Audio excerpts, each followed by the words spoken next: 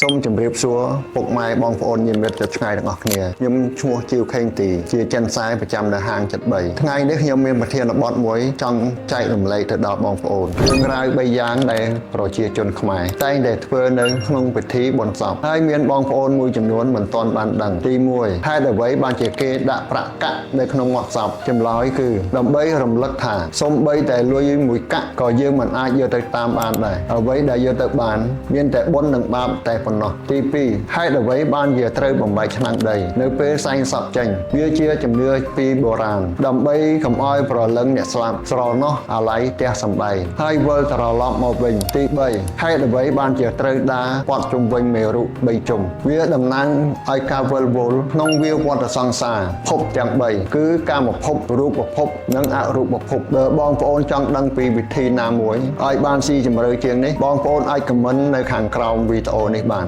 សូមអរគុណសូមជម្រាបលា